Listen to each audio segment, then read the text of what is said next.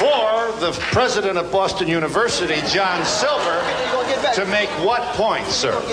Well, I want to say that I think the claim that there's no conscience among the white people in America is a great example of racism.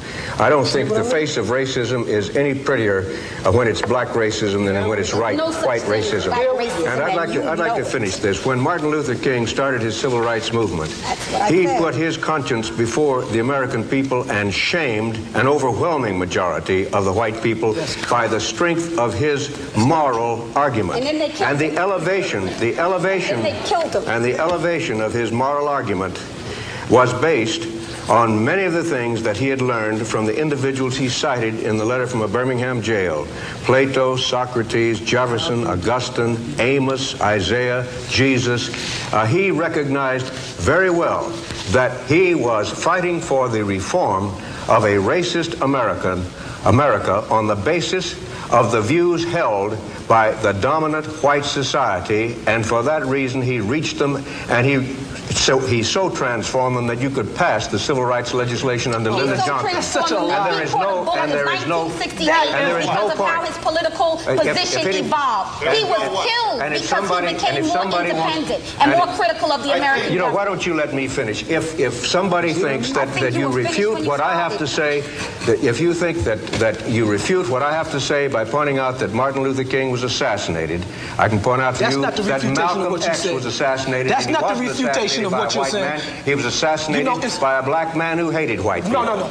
Let me say this. Phil, I got to say this because we always go to white males to tell us what's happening. You see, let me tell you something. This is such a lie, a crock of crap. Because the reason why the United States, the only reason why the political leadership in the United States conceded to integration, conceded to civil rights for black people, is because the majority of the people of the world in the 1960s were ascending to political power and independence, and the United States could not claim moral leadership of the world and enslave black people in a system of Jim Crowism. So don't make like that Martin Luther King appealed to the better half or the morality of white America. White America did what was expedient politically. Mr. Colgasol wanted to say. I just wanted to say this. I have sat on panels on television 25 years ago and heard exactly the same debate between white and black and within the ranks of black people. And that underlines what's on my mind today. I mean, walking in the poorest streets of New York and Chicago nowadays, looking into the eyes of these kids, I just think to myself, nothing has changed. So many years, so many lives. I know you like to end these shows on some kind of optimistic note, but I can't. I feel despair. May I ask the panel to comment on this? Here's what I think you wanted to say, Professor Webb. Yeah, see, despair is paralyzing. If it is as bad as we know and you say, that's precisely why we have to do something. That's precisely why rage, as real and authentic as it is, cannot have the last word. We are people of hope. That's why we go to church on Sunday. That's why we party on Friday. That's why we come to these kind of little meetings. Because we've got to find some hope in this situation. And the hope is grounded in and looking at the situation for what it is. Dr. Rage is not a marketable commodity.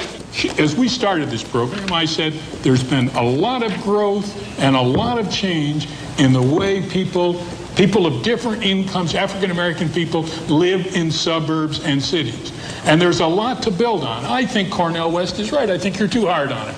I think Tony Brown is talking about things that are happening and can happen and that we can build on. 25 years ago, I wasn't a member, but I was the research director of the Kerner Commission. And I do not believe that things are worse. And I think that we have a ways to go. And we've got to keep going. And I couldn't agree more with Cornel. Despair is not helping us. But I'll tell you what I do believe. If I get, my gray hair entitles me to say that 25 years ago I presided over similar events. And I do see somewhat of a difference, Mr. Kozol. We were, in those days, more into great society. Oh my God, look at the sins we've committed here. We're going to help you. With white, powerful, wealthy America. Now I hear more and more young people of Sister Soldiers' age bracket speaking out to say, we've got to do this ourselves. People get the impression that when you're an activist that you don't also do business, that you aren't also involved in programs, that you don't also attend church. You can do all of these things and still see the savage inequalities and the evil of this society. And the reason why we speak clearly and fiercely and strongly about it is because if we don't, you have people suffering in silence who never get the opportunity to be on the with Phil Donahue, who never get, see, we can't look at the world as the mayor of Washington, D.C., or as Cornel West, the author. You see what I'm saying? You got to look through the eyes of the majority of your children, how they see the world, what they feel, the pain that they experience, how they would, excuse me, how they would define things. Isn't everywhere. We are forgetting. The evil is all over. Right now in South Africa, African people are in a system of slavery. This argument is the same as Look at this 25 dynamic. Look at this dynamic. Look at this dynamic. I want people to understand this dynamic. You have a black man over here. Yes. He didn't cut nobody. No, let me tell you, understand. He didn't cut this guy off over here. He didn't cut him off talking about he walked through the ghetto. I live in the ghetto. I will cut you off now. So now he didn't do that. You see, what I want you to understand is this: is that it's very important that when we speak, at least when I speak, okay, I'm going to speak the reality of black people who don't have a voice. There's no such thing as freedom of speech in America, okay? And therefore, when this man could talk about building grassroots organizations and power bases, and Tony could talk about recycling programs, and not one of them could probably name one black political prisoner that's a consequence of trying to do those very programs. And then this sister tries to point out, see, I ain't gonna let you cut me off. This sister tries to point out some very basic and fundamental contradictions. Is it possible that a cup of coffee between these various factions would allow all of us a meeting, a talk? Why the anger? Why? You are interpreting intensity for hostility. And what I'm trying to explain to you is that if there's no freedom of speech in this country, when you do get to speak, you speak the truth, you speak clear, you speak fiercely, and you don't care whether you like it or not.